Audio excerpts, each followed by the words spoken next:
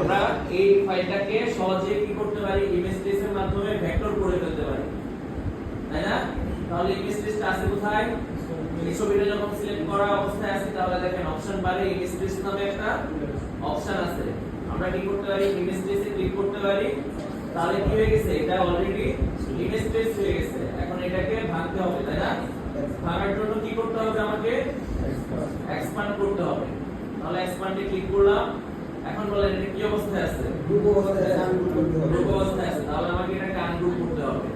এখন আমরা কি করতে পারি, আমাদের অপ্রয়োজনীয় ডাটাগুলোকে কি করতে পারি, সরিয়ে ফেলতে পারি, তাই না? এবং এটাকেও আমরা কি করতে পারি, মুছে দিতে পারি যদি প্রয়োজনীয়তা না থাকে। তার মানে আমার এই কিউআর কোডের শুধু স্ক্যানারটা প্রয়োজন ছিল, তাই না? এবং এখন এটা কি অবস্থায় আছে, ভেক্টর অবস্থায় আছে। দেখেন এই এখন যদি এটাকে আমি বড় করি তবু কি সে কাটতেছে। কিন্তু আমি যদি পিএনজিটাকে বড় করতাম, আমি যদি পিএনজি ফাইলটাকে বড় করতাম সেক্ষেত্রে কি হতো,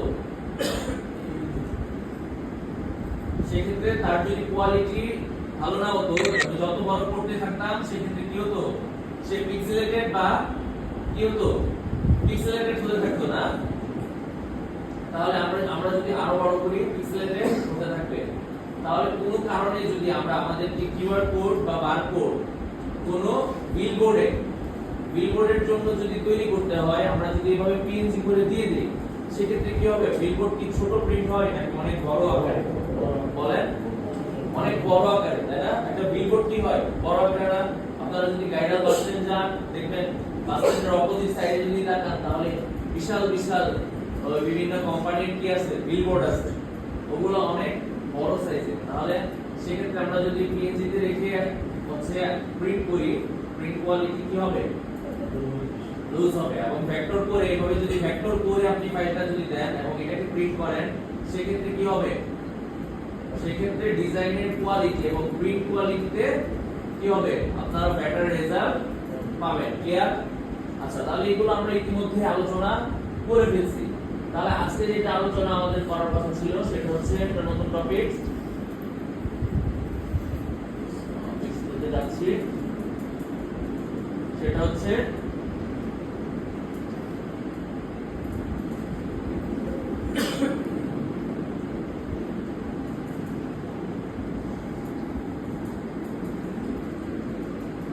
দেখেন ইজি হোয়াট ইজ ব্রোশিয়ার, তাই না?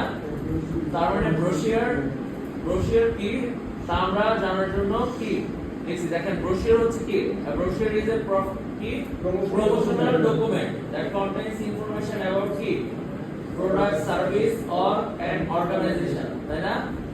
তার মানে কি একটা ব্রোশিয়ার হচ্ছে কোনো কিছুর কি প্রমোশনাল ডকুমেন্ট হিসেবে ব্যবহার করা হয় কোনো কোম্পানি বা পণ্যের বা সেবার, তাই না, বা সংস্থা। তাহলে একটু আমরা যদি এই পাশে চলে আসি ইমেজে, তাহলে একটু দেখি ব্রোশিয়ার ডিজাইনগুলো কি রকম হয়। দেখেন ব্রোশিয়ার ডিজাইনের দুইটা ভাবে হয়, একটা হচ্ছে ট্রাইফোল্ড ব্রোশিয়ার বা তিনটা ভাঁজ থাকে। এখানে কি লিখতেছে, তিনটা ভাঁজ। একটা ডিজাইন টেমপ্লেটের কয়টা ভাঁজ, আমি যদি এটা একটু ওপেন করি, এখানে একটা ভাঁজ, এখানে একটা ভাঁজ, তাই না? তার মানে এর অংশ কয়টা, এখানে একটা, এই পাশে একটা, তাই না? তার মানে একটা পেজকে আমরা যদি এটা সম্পূর্ণটাকে একটা A4 পেজ বিবেচনা করি, A4 পেজ তো সবাই চিনেন, তাই না? অথবা আপনাদের যদি একটা খাতা বিবেচনা করেন তাহলে কি, যদি খাতাটাকে আমরা যদি ল্যান্ডস্কেপ মোড বা কি হরিজন্টাল মোডে রাখি, হরিজন্টাল ওরিয়েন্টেশন চিনেন না সবাই?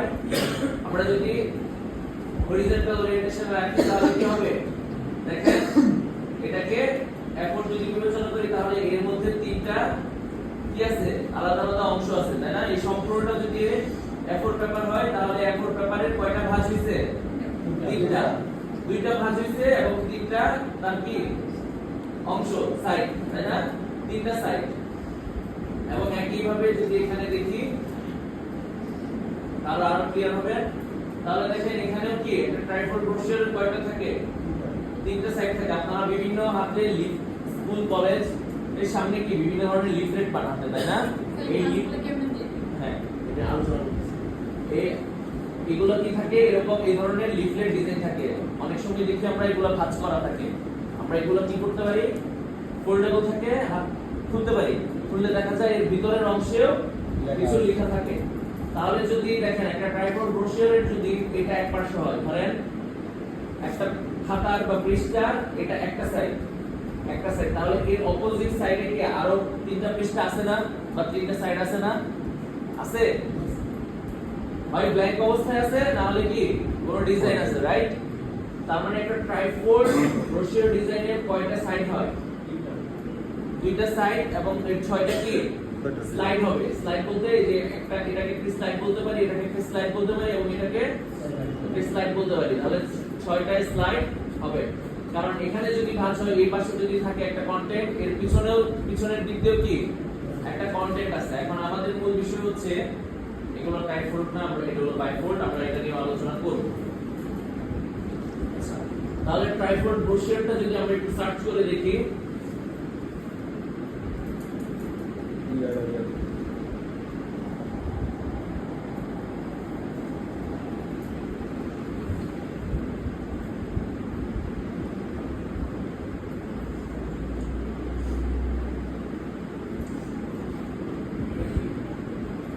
দেখেন এখানে কি আছে, এই যে এখানে একটা ট্রাইপড ব্রোশিওরের লেআউট আছে বা সাইড। এর কয়টা সাইড থাকে? দুইটা। এবং এই যে ভাঁজগুলো হয়, কিভাবে হয় বা কিভাবে ডিজাইন করবেন তার একটা ডেমো এখানে আছে। তাহলে আমরা যদি একটা A4 পেপার, আমরা যদি একটু প্রথম দিকে বিবেচনা করি, আপনাদের কাছে কোনো পেপার আছে অথবা নোটবুক, পেজ থাকলে আমাকে দেখাতে সহজ হবে। থাকলে কাইন্ডলি একটু দেন। আমরা যদি এটাকে A4 বিবেচনা করি, A4 পেজ বিবেচনা করি, তাহলে এটা একটা সাইড, এটা একটা কি সাইড। এখন আমরা একটা A4 কে ভাঁজ করে ব্রোশিওর ডিজাইনের ক্ষেত্রে একটু চেঞ্জ করতে হবে। ধারণাটা কি হবে, আমাদের চিন্তা করতে হবে, এই যে পেজটা আমাদের ফার্স্ট পেজ হচ্ছে এটা কোনটা, একদম ডান পাশেরটা, তাই না? তাহলে আমার এটা নাম্বার 1 পেজ, তার মানে এই যে নাম্বার 1 পেজ, এই যে এই পেজটাতে যেটা ডিজাইন করবেন সেটা কি এখানে, এবং এর পাশেটা কি ছিল নাম্বার 6, এটা হচ্ছে একদম সর্বশেষ পেজ। তার মানে কি, তার মানে হচ্ছে একদম ডান পাশেরটা হচ্ছে কি ফার্স্ট পেজ বা ফ্রন্ট কভার, এরপরে যেটা এটা হচ্ছে সর্বশেষ বা back cover, last page. Last পেজে মূলত কি হয়, দেখেন কোম্পানির ওয়েবসাইট আছে, এখানে কিউআর কোড আছে, তাই না?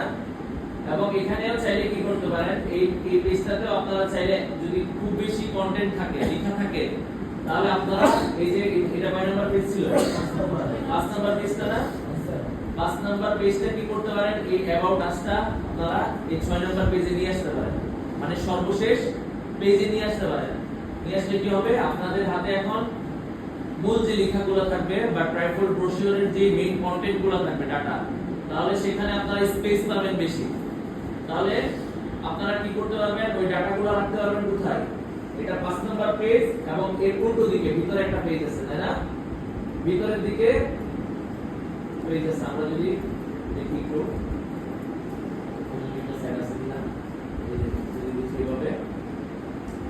তাহলে দেখেন এটা হচ্ছে কভার, ফ্রন্ট কভার, এটা হচ্ছে ব্যাক কভার, এটা হচ্ছে 5 নাম্বার পেজ, এবং এরপর থেকে এখানে কি 2, 3 এবং 4। তাহলে আপনারা যদি এভাবে ধাপে ধাপে কি করতে হবে, আপনাদেরকে ডিজাইনগুলো তৈরি করতে হবে। তাহলে এখন পেজ লেআউট সম্পর্কে বুঝতে পারছেন। একটা ট্রাইপড ব্রোশিওর ডিজাইনের কয়টা সাইড থাকে? দুইটা। একটা ফ্রন্ট সাইড, এটা কি ব্যাক সাইড, এবং ফ্রন্ট সাইড, এটা যদি ফ্রন্ট সাইড আমরা বিবেচনা করি, তাহলে ফ্রন্ট সাইডে কয়টা কভার হবে? তিনটা, তাই না? একটা ট্রাইপড ব্রোশিওরে কি হয়, সব সময় তিনটা কি হয়, কভার হয়। আপনি যদি শুধুমাত্র এই তিনটা কভার ডিজাইন করেন, তাহলে পরবর্তী এটা যখন প্রিন্ট হবে, এর অপর সাইডটা কিন্তু ব্ল্যাঙ্ক থাকবে, খালি থাকবে প্রিন্টে। তার মানে আপনাকে কোন ট্রাইপড ব্রোশিওর ডিজাইন যদি করতে হয়, তাহলে কয়টা কভার ডিজাইন করতে হবে? টোটাল 6টা কভার ডিজাইন করতে হবে, বা 6টা পেজও বলতে পারেন, তাই না? তাহলে এটা যদি একটা পেজ হয় নাম্বার 1, এটা কি, এটা হচ্ছে একদম সবার সামনে, এবং এটা সবার পিছনে যেটা থাকে ভাঁজ করার পর আমরা কি বলতেছি ভাঁজ করার পরে এটা সবার সামনের অংশ থাকবে এবং এটা থাকবে কি সবার পিছনে এবং এটা কত নাম্বার 2 3 4 এবং এই পেজটা কত 5 তাহলে এগুলো যখন ভাঁজ করবে তখন কি হবে তখন এই পেজটা সবার সামনে এটা সবার শেষ এটা এই পেজটা যখন খুলবে এর পিছনের অংশই কি হবে এই 2 নাম্বার দেখতে পাবে এর পরবর্তীতে 3 4 এবং 5 এবং একদম লাস্টে কি হবে 6 তাহলে ট্রাইফোল্ড ব্রোশিওর সম্পর্কে বুঝতে পারছেন আমরা নেক্সট ক্লাসে ডিজাইন করব এটা ক্লিয়ার আমরা নেক্সট ক্লাসে ট্রাইফোল্ড ব্রোশিওর এবং বাইফোল্ড ব্রোশিওর কি এবং কয়টা পেজ করা প্রয়োজন বাইফোল্ড ব্রোশিওরের ক্ষেত্রে একটু সিস্টেম আছে কারণ ওখানে আপনাকে জোর ডিজাইন করতে হবে বেজোর ডিজাইন করা যাবে না আপনি যদি বেজোর পেজ ডিজাইন করেন সেক্ষেত্রে কি একটা পেজ আপনার ব্ল্যাঙ্ক থাকবে আমরা এখানে যেমন 6টা পেজ ডিজাইন করতেছি বা 6টা কভার ডিজাইন করতেছি ওইখানে আপনাকে বাইফোল্ড ব্রোশিওরের ক্ষেত্রে আপনাকে এটা কি ট্রাইফোল্ড ব্রোশিওর মানে 3টা ভাঁজ তাই না আর ওখানে বাইফোল্ড ব্রোশিওর মানে 2টা ভাঁজ জি জি তারপর আমরা আরেকটা কথা বুঝে যাচ্ছে তাহলে এটা শেষ করে দিচ্ছি তারপর হচ্ছে আপনার কি আজকে তো আপনাদের এক্সট্রা ক্লাস মানে ওই আমি গতকালকে আসিনি বলে আজকে যেটা ক্লাসে তো আপডেট থাকে নরমালি এজন্য এই ক্লাস হচ্ছে যাই হোক তাহলে আমরা নেক্সট ক্লাসে কি এই লেআউট সম্পর্কে এবং ডিজাইন কিভাবে করতে হয় এবং এই ট্রাইফোল্ড ব্রোশিওর কিভাবে মকআপ করতে হয় মানে এই ভাঁজগুলো এবং রিয়েলিস্টিক লুক কিভাবে আনতে হয় এগুলো আমরা দেখব ইনশাআল্লাহ ক্লিয়ার আর আজকে যেহেতু হচ্ছে কি আমরা ক্লাসটা এখানেই সমাপ্ত